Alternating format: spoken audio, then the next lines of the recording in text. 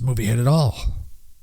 Blood, heavy metal, Satan, fat man in a tracksuit.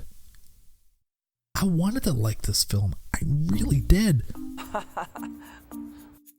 Welcome everyone to another episode of Taco's Den of Media. This is your host Mike. Tonight we're reviewing the movie The Devil's Candy. From 2015, it's written and directed by Sean Byrne. You may have known him from the movie The Loved Ones, which is a really, really good horror film and very tongue-in-cheek. And I was hoping this one would be just as good. And unfortunately, boy, was I wrong. It started well. It's pretty much, you get the gist of it. It starts out with this fat guy in a tracksuit playing electric guitar loud as hell.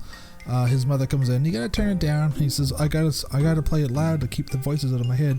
Ends up killing his mother. Father comes home and shoots himself. I'm assuming because he commits suicide when he sees his dead wife. That's what we find out later on in the movie. Flash forward to the family of a painter.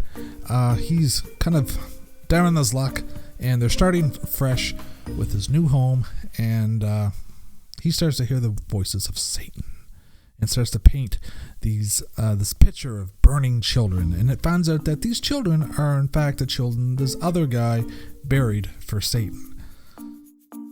What started out to be a cool, stylish movie runs into the mundane halfway through and then just goes into the realm of ridiculous at the end. And it just took me right out of the film, and by the end of it, I really didn't care what the hell happened. Some scenes that were kind of funny that shouldn't have been. There was a scene when the girl's captured. Buddy ties her up in duct tape, and to see her rolling around on the floor with the duct tape stuck to the floor, unraveling herself, it was funny, but it shouldn't have been. It should have been a very tense and scary moment, but it was just beyond the realm of the absurd.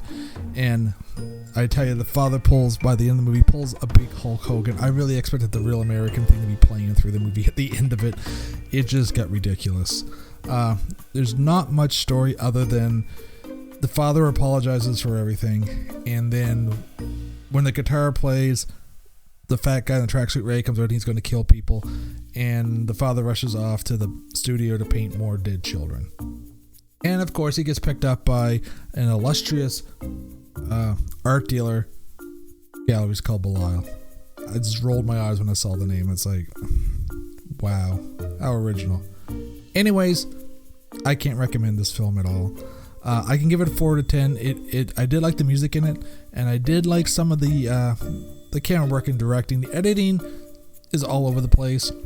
The acting's not bad though, except for the guy that plays Ray, the fat guy in the track. I'll call him the fat guy in the tracksuit because I'm pretty sure his name was Ray. I'm pretty sure they said it a couple of times in the film. But anyways, he was terrible, absolutely horrendous.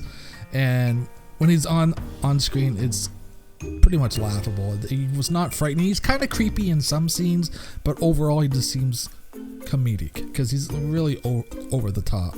But anyways, 4 to 10.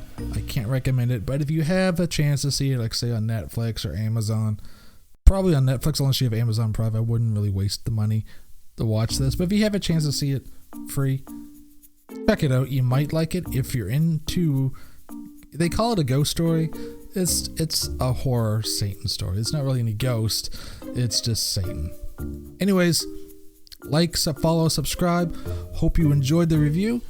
This is Mike, Taco's Den of Media. We're out.